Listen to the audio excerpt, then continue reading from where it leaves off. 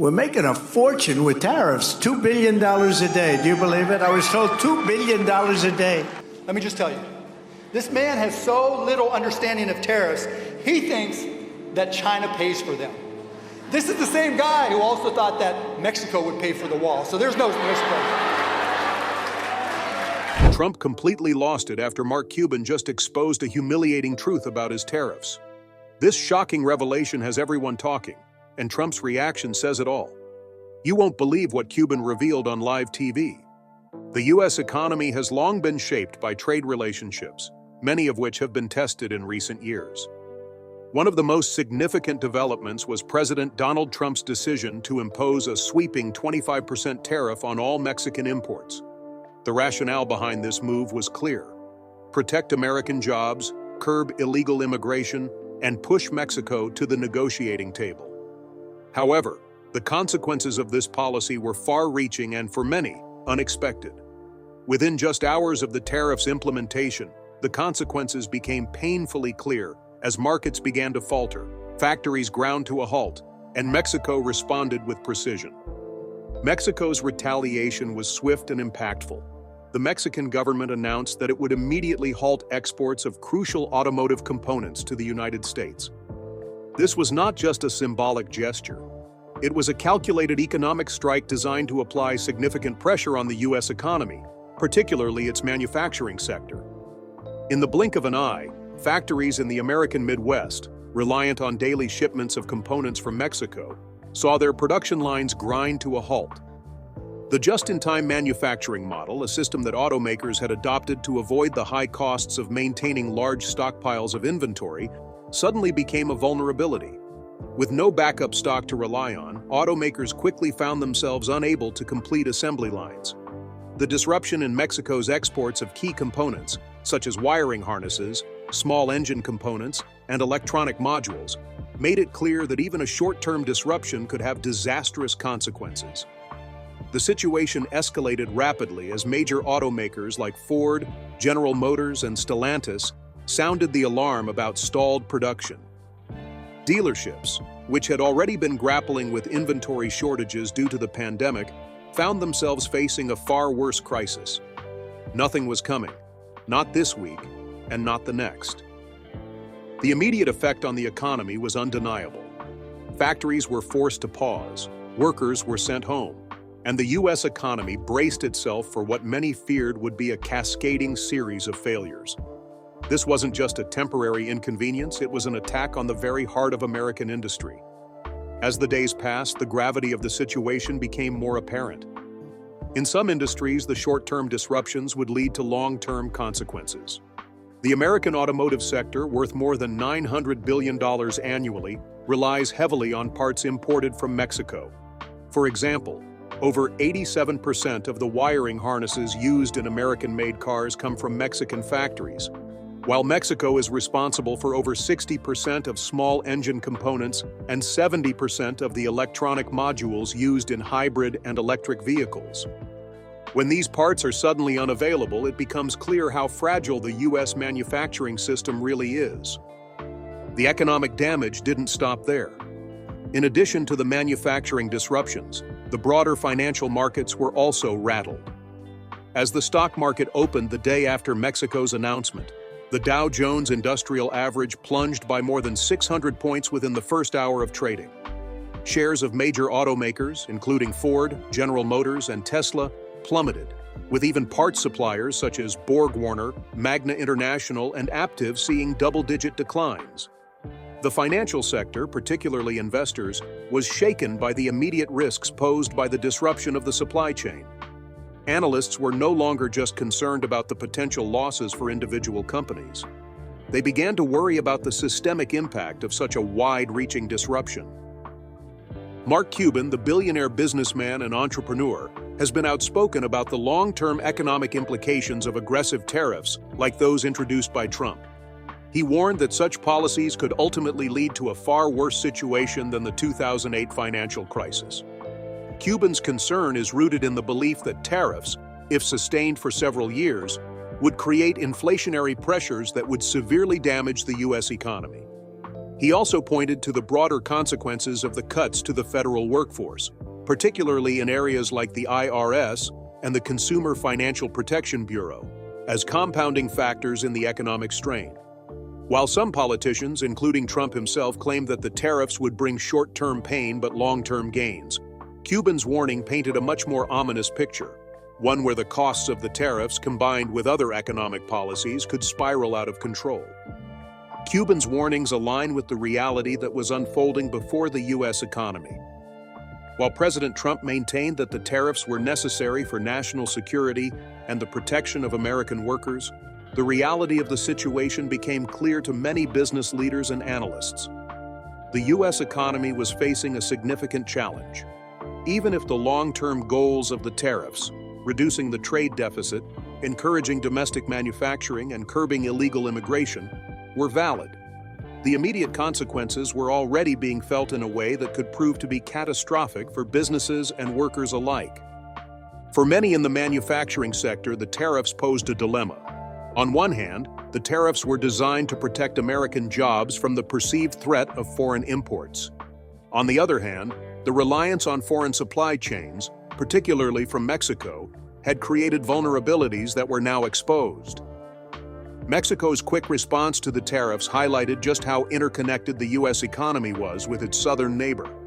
The trade war had forced manufacturers to rely on Mexican factories for key components, creating a situation where even a temporary disruption could bring entire industries to a standstill. The response from American businesses was swift.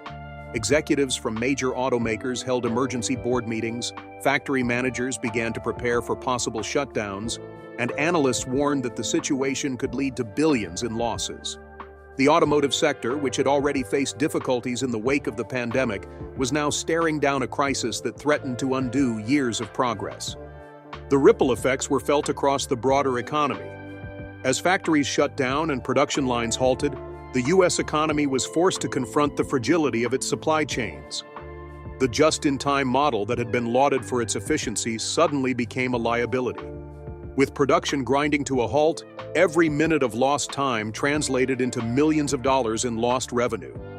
As businesses scrambled to assess the fallout, the broader economy began to show signs of strain. The situation was further compounded by the uncertainty surrounding the resolution of the trade dispute. While the White House initially downplayed the impact of Mexico's response, many experts in the manufacturing sector were not so optimistic. The lack of a clear timeline for the resolution of the dispute left many businesses in limbo. Without a resolution, the U.S. economy was left exposed, and the damage continued to mount. The risk of long-term disruption grew with each passing day, and the consequences for workers, businesses, and investors became more pronounced. This is where Cuban's warnings about the longer-term consequences of the trade war became particularly relevant. As the days stretched into weeks, the costs of the tariffs became clearer.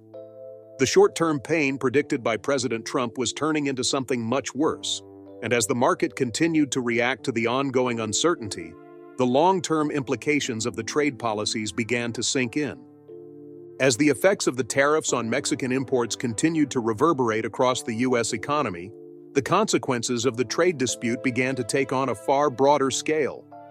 Initially, the disruptions in manufacturing and assembly lines were the most visible signs of the turmoil.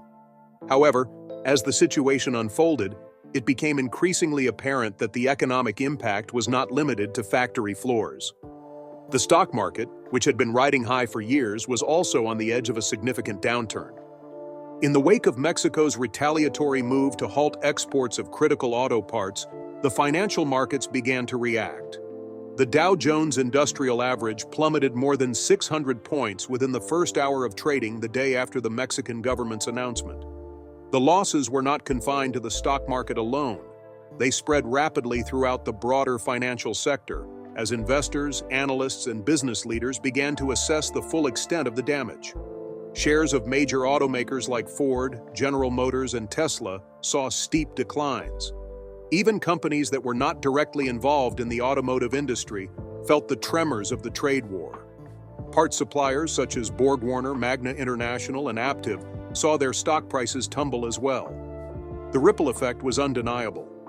investors were no longer just worried about the profitability of individual companies. They were beginning to fear the broader systemic risks posed by the ongoing trade dispute. The disruption of supply chains, particularly the auto supply chain, threatened to unravel not just the automotive industry, but other sectors that relied on the same complex web of global trade. As major automakers and parts suppliers saw their stocks drop, it became clear that the consequences of the trade war were not limited to the immediate disruptions in manufacturing. The financial system was beginning to show signs of strain. The loss of confidence in the markets was palpable. Brokerage firms quickly issued urgent downgrade alerts for companies exposed to the automotive sector. Hedge funds began liquidating auto-related assets, and fears of systemic disruption spread throughout the financial sector. The Nasdaq, which had previously been buoyed by optimism surrounding tech stocks, also saw significant declines. Analysts at Morgan Stanley compared the unfolding situation to the early stages of the 2008 financial crisis. The trade-induced turmoil, they argued, had the potential to lead to a broader economic collapse if left unchecked. It wasn't just the automakers and parts suppliers that were affected by the market turmoil. The broader implications of the trade war extended to industries far beyond manufacturing. The tech sector, which had been one of the few bright spots in the U.S. economy in recent years, also felt the heat. Companies like Nvidia and Qualcomm, which supply chips used in electric vehicles, saw their stock prices drop as the prospect of production delays loomed. These companies, which had benefited from the boom in electric vehicle sales, were now facing an uncertain future as supply chain disruptions threatened to throw a wrench into their operations. The ripple effect of the trade dispute also extended to logistics firms, railways, and even commercial real estate developers. The interconnection of industries in the modern economy meant that no sector was immune from the consequences of the trade war. When production lines were halted and shipments were delayed, it didn't just affect the companies producing the goods, it affected everyone in the supply chain. Logistics companies that moved goods between factories, railways that transported materials, and real estate developers who relied on a stable manufacturing base all found themselves caught in the crossfire. The interconnectedness of the modern economy had never been more apparent as the fallout from the trade dispute spread further. This broader economic impact didn't go unnoticed by political leaders. Inside the Beltway, concern was mounting. Senate Republicans, who had initially supported President Trump's aggressive trade stance, were starting to voice caution. Business leaders, too, were calling for a more measured approach.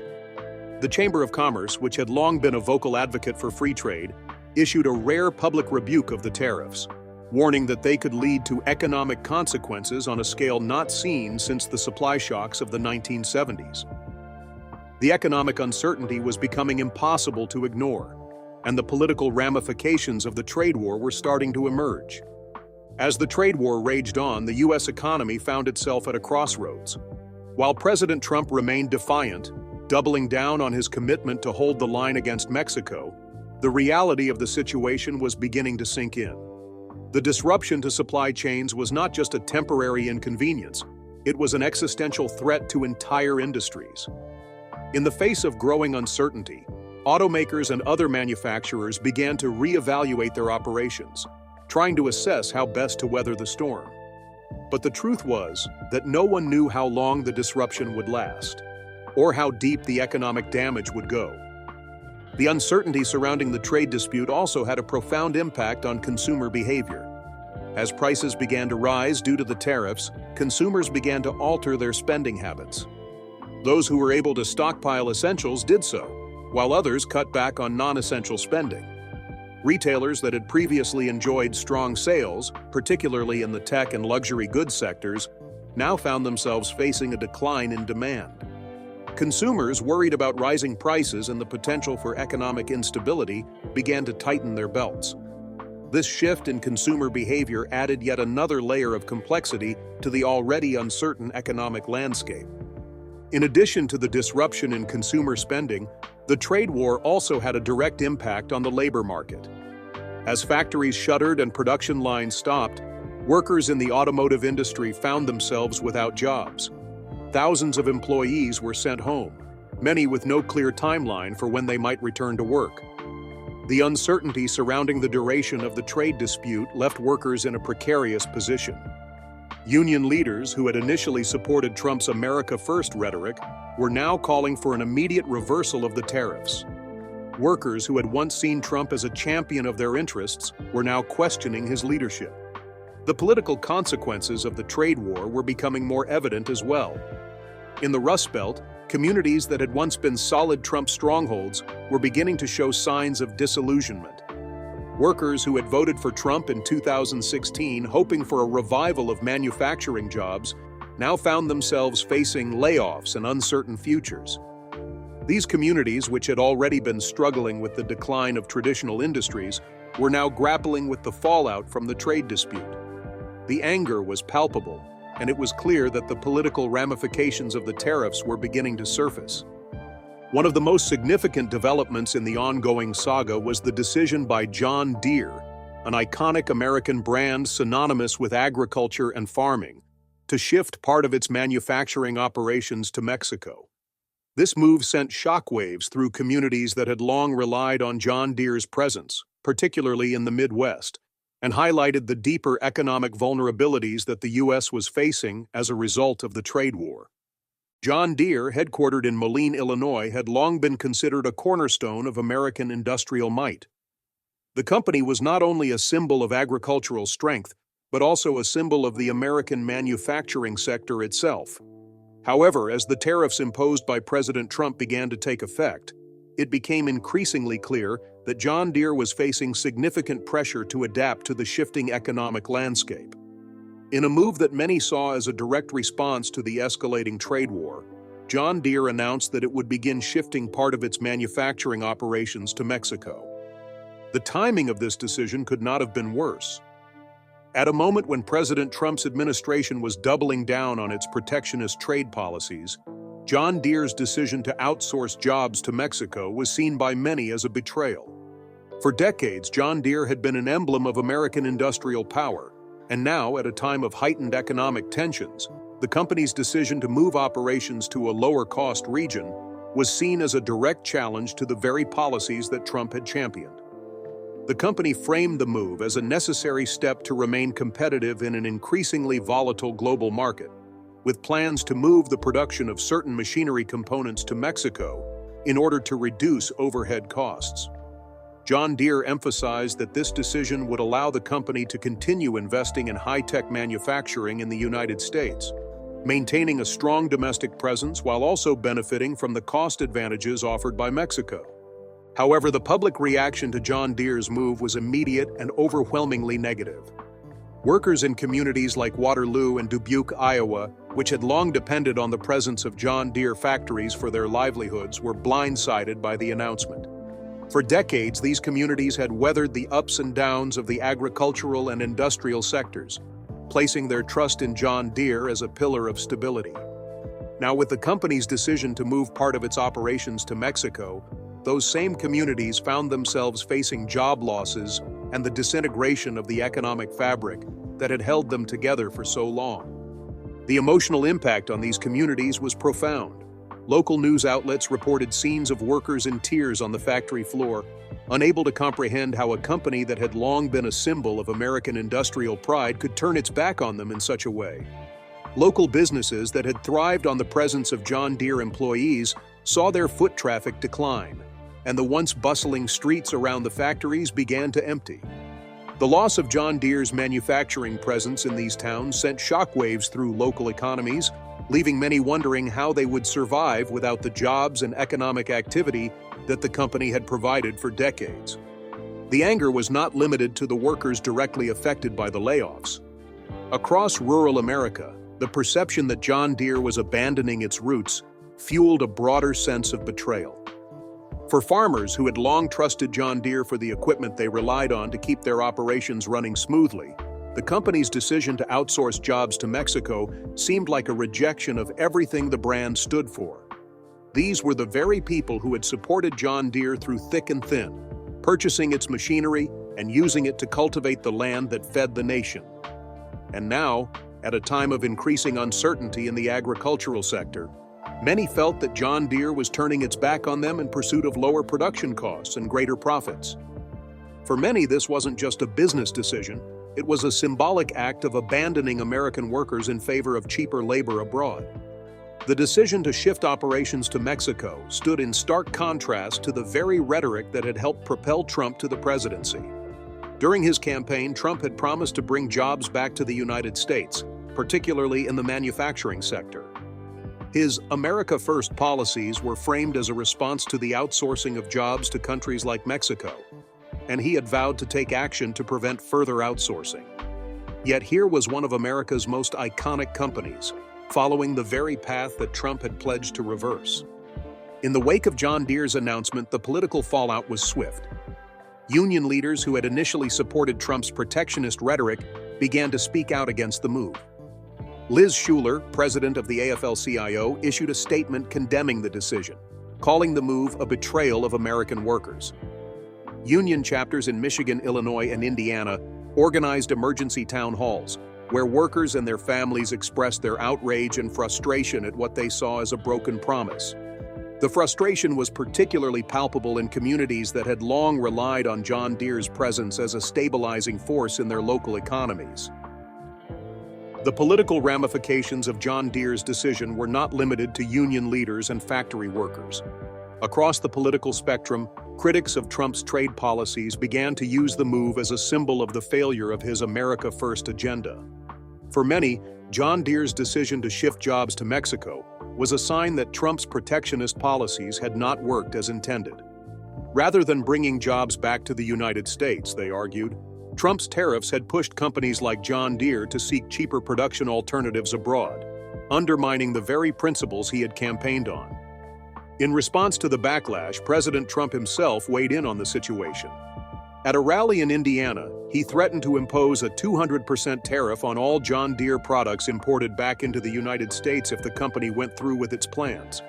The crowd at the rally erupted in cheers, but behind the scenes, the business world began to panic. For many, Trump's response was a sign of the extent to which the trade war had escalated. The threat of such a massive tariff would undoubtedly have devastating consequences for John Deere, making it nearly impossible for the company to continue selling its products in the United States without massive price hikes. Analysts warned that such a move could have a domino effect across the entire agricultural equipment market, raising prices and making it more difficult for farmers to purchase the machinery they needed to run their operations. In the face of this escalating crisis, John Deere executives were forced to convene emergency meetings to assess the financial fallout. Some board members pushed for a pause in the relocation plans, fearing that the damage to the company's reputation and the potential legal challenges posed by Trump's tariff threats could outweigh any cost-saving benefits. Others, however, argued that giving in to political pressure would set a dangerous precedent and undermine the company's long-term strategic goals. As John Deere weighed its options, the broader economic and geopolitical implications of the situation began to take shape. Mexico's decision to position itself as a key player in the global supply chain was becoming increasingly evident. By offering companies like John Deere a lower-cost manufacturing base, Mexico was emerging as a strong competitor to the United States, attracting both American and international companies looking to cut costs and remain competitive in an increasingly unpredictable global market. As more companies followed John Deere's lead and moved their operations to Mexico, it became clear that the U.S. was facing a new kind of economic challenge, one that was not just about trade wars, but also about the shifting balance of power in global manufacturing. At the heart of this new economic reality was Mexico's growing leverage. As more and more American companies began to shift operations south of the border to take advantage of lower production costs, Mexico's role in the supply chain became even more critical. Automakers, tech companies, and agricultural manufacturers were all looking to Mexico as a place to lower their costs and keep production moving. The country's advanced infrastructure, skilled workforce, and competitive wages made it an increasingly attractive option for companies seeking to maintain their edge in the face of rising tariffs and economic uncertainty in the U.S.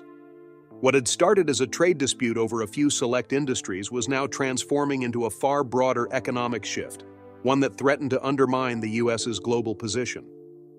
This was a moment of realization for many business leaders and policymakers in the U.S. Mexico, with its newly enhanced economic power, had positioned itself as a viable alternative to the U.S. for companies seeking to avoid the costs associated with the tariffs. The strategic advantage of having a manufacturing base in Mexico, just a few hours away from the U.S. border, was undeniable. Mexico's proximity to the U.S. allowed companies to continue to serve the U.S. market efficiently, while avoiding the tariffs that had been levied on goods imported from other parts of the world. For automakers like Ford and General Motors, which relied heavily on Mexican-made components, the decision to move operations further into Mexico seemed like a necessary step to protect their bottom lines. Mexico's growing economic influence was also being recognized on the global stage. The country was no longer just a low-cost manufacturing hub, it was quickly becoming a strategic partner for countries around the world. As the U.S. focused on the trade dispute with Mexico, other global powers began to see an opportunity to forge stronger economic ties with Mexico. The European Union, China, and Brazil all began to take notice of Mexico's increasing importance in the global supply chain. By positioning itself as a reliable manufacturing partner, Mexico began to attract attention from foreign governments and international corporations eager to tap into its growing economic potential. For Mexico, this newfound leverage in trade negotiations was a powerful tool. As the U.S. and Mexico clashed over tariffs, Mexico saw the opportunity to expand its global footprint and solidify its position as a key player in the global manufacturing ecosystem. While the U.S. was focused on its domestic economic issues, Mexico quietly leveraged its position as a critical supply chain partner to build stronger ties with other nations. As the U.S. faced internal divisions over its trade policies, Mexico was establishing itself as a reliable, stable hub for international trade, with a rapidly expanding network of trade agreements and diplomatic partnerships. The political dynamics surrounding the trade dispute also shifted in Mexico's favor. As the U.S. continued to impose tariffs, Mexico's government responded with a series of calculated moves designed to demonstrate the economic importance of its manufacturing sector. Mexico's leaders were quick to emphasize the country's economic strengths: a skilled workforce, modern infrastructure, and a favorable business climate that made it an attractive destination for foreign investment. The Mexican government understood the significance of the moment and used it to position Mexico as a key player in the future of global trade. In contrast, the U.S. seemed to be losing ground. While President Trump continued to publicly defend his tariffs, claiming that the pain would be temporary and necessary for long-term gains, the reality on the ground was far more complex. American businesses were already grappling with the immediate consequences of the trade war, and many were beginning to question whether the long-term goals of the tariffs would ever materialize. Companies like John Deere, which had once been pillars of American manufacturing, were now looking to Mexico as a way to maintain their competitiveness in an increasingly volatile market. The trade war had not only failed to bring jobs back to the U.S., it had also sparked a shift in the global manufacturing landscape that was working in Mexico's favor.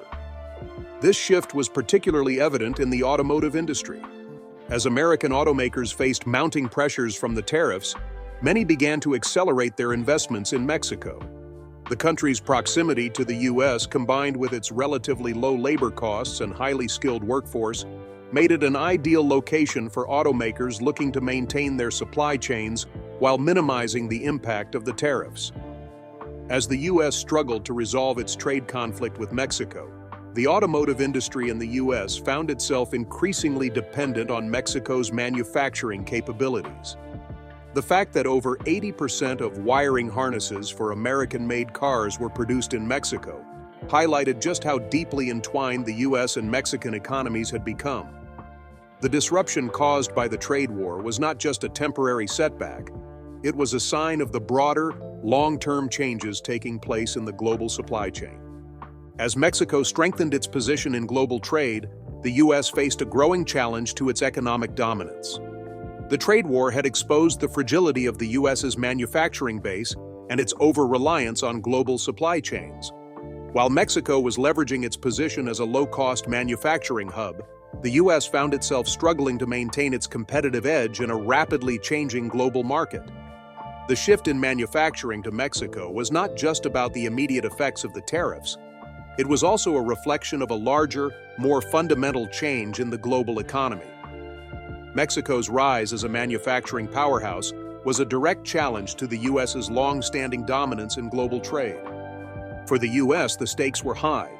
As Mexico continued to attract foreign investment and expand its influence in global trade, the U.S. was left to grapple with the economic consequences of its protectionist policies. The U.S. had long been the leader in global manufacturing, but the rise of Mexico as a manufacturing hub signaled a shift in the balance of power. The question was no longer whether the U.S. could maintain its position in global trade. It was whether it could adapt to the new reality in which Mexico was becoming an increasingly important player. The broader implications of this shift were not just economic, they were geopolitical. As Mexico strengthened its trade relationships with countries around the world, it began to assert itself as a key partner in the global supply chain. Mexico's role in the global economy was growing, and its newfound leverage in trade negotiations had the potential to reshape the future of international trade. Meanwhile, the U.S., focused on its trade dispute with Mexico, seemed to be missing the bigger picture. While the U.S. was locked in a trade war with its southern neighbor, Mexico was quietly expanding its influence and solidifying its place as a key player in the global economy. The shift in the global manufacturing landscape was not just a passing trend, it was a sign of the times. As Mexico took advantage of its growing economic leverage, the U.S. faced the reality that its position as a dominant player in global trade was no longer guaranteed. The trade war with Mexico had exposed deep vulnerabilities in the U.S. economy, and it remained to be seen how the country would adapt to this new economic reality. Would the U.S. be able to reclaim its place as the leader in global manufacturing, or would it be forced to accept a new, more complex global order in which Mexico and other emerging economies played an increasingly significant role? Only time would tell, but one thing was clear. The balance of power in global trade was shifting, and the U.S. needed to adapt quickly if it hoped to remain competitive in the future.